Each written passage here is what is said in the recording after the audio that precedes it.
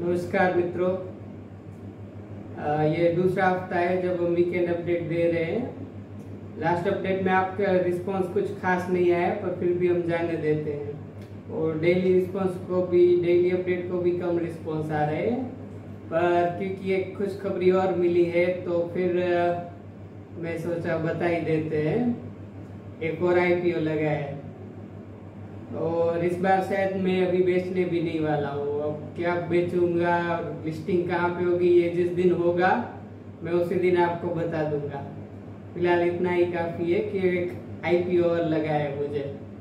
कहते हैं ऊपर वाला जब भी देता है तो छप्पर फाड़ के देता है, तो इस वक्त हो सकता है कि मेरे अभी नसीब अच्छे चल रहे हैं।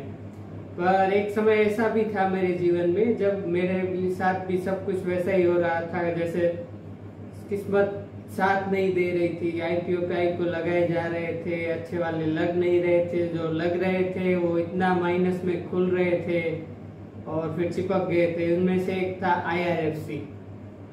आईआरएफसी जब ओपन हुआ था तब लिस्टिंग गेन उसने माइनस में दिए थे, फिर न चाहते हुए भी हमें रखना पड़ा था। और क्योंकि कंपनी अच्छी थी और बाकी सब भी रेलवे के स्टॉक्स मुझे पहले से ही पसंद रहे हैं, तो मैं 2019 में जब मैंने स्टार्ट किया तभी से मैंने रख लिए थे। तो मैं सोचा आईआरएफसी भी रख लेते, जाएगा तो 26 रुपये, उससे ज़्यादा तो क्या जाएगा, और आईपीओ में 15,000 जाएगा, पर कुछ सीखने को मिलेगा, ऐसा करके सोच के रख दिए।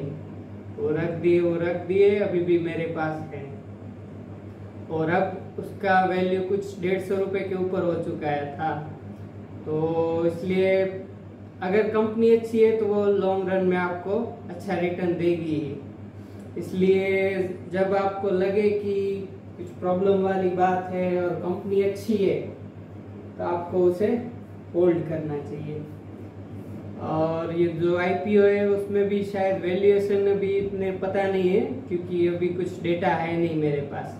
जनरली मेरे पास आईपीओ की लिस्टिंग के बाद ही डेटा आता है, तो उसे मैं एनालाइज करके सोचता हूँ फिर रखना है कि निकाल देना है। इसलिए जब लिस्टिंग होगी तब मैं उसका डेली अपडेट दे दूंगा। पर आईपीओ की एक बात है कि आपको वैल्यूएशन तभी अच्छे मिलेंगे जब आपको अलॉटमेंट डायरेक्ट मिलता है। पर अगर कंपनी अच्छी है तो आपको आईपीओ में जरूर पैसा लगाना चाहिए, क्योंकि वो सेफ तरीका है। अगर लगता नहीं है आपका आईपीओ तो पैसा आपका अकाउंट में वापस आ जाता है। और जहाँ तक केबीसी की बात है तो उसके लिए घर में 2 लोग और भी तैयारी कर ही रहे हैं, और बाकी जो मेरे साथ थे जो नहीं आ पाए थे उनको भी मैं तैयारी करवा रहा हूँ। तो उसके लिए भी सवाल में डालना चाह रहा था इस बार करंट अफेयर से। पर एआई में कुछ प्रॉब्लम है, वो नया है, सीख रहा है, तो कुछ जवाब गलत दे रहा है, इसलिए मैं नहीं डालूंगा। और उसके बदले आपको अलग से कुछ तैयारी कराने का सोच लूंगा। फिलहाल इस हफ्ते जो 2 चीजें हैं जो मिस नहीं करनी चाहिए थी। एक तो हमें चेस में चैंपियन बन गए हैं ओलंपियाड में, उसमें गोल्ड मिलने की संभावना है। और दूसरा है दिल्ली के मुख्यमंत्री अब बदल गए हैं। दिल्ली के पास अब नए जो यंगेस्ट फीमेल के मुख्यमंत्री बने हैं वो है आतिशी सिंह। तो केबीसी के लिए बस इतना ही अपडेट है। और जो मार्केट का अपडेट है वो डेली तो चालू ही रहेगा। वीकेंड अपडेट में जो था मैंने बता दिया है।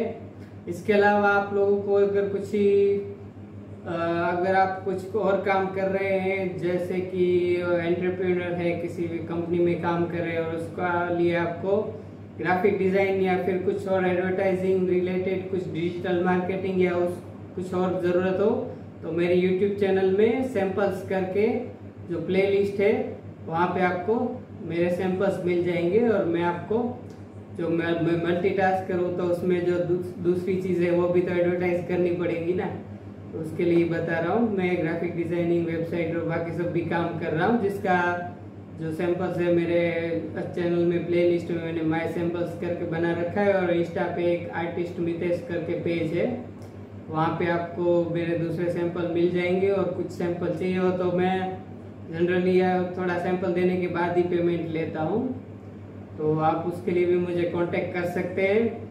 बाकी बहुत सारी चीज़ें हैं, वो सब अपडेट समय समय पे आपको दिया जाएगा। आप बताइए आपको ये वीडियो कैसा लगा है, और कुछ और आप चाहते हैं या फिर कुछ क्वेश्चन एंड आंसर राउंड जो लाइव हो मार्केट के रिलेटेड, अगर वो आप चाहते हैं तो नीचे कमेंट्स कर दीजिएगा। कौन सा प्लेटफॉर्म आपको उसके लिए सही लगेगा, तो हो सकता है अगला वीडियो हम लाइव Q&A या जूम मीटिंग या किसी और पे करें। फिलहाल के लिए इतना ही। Thank you for watching, keep supporting.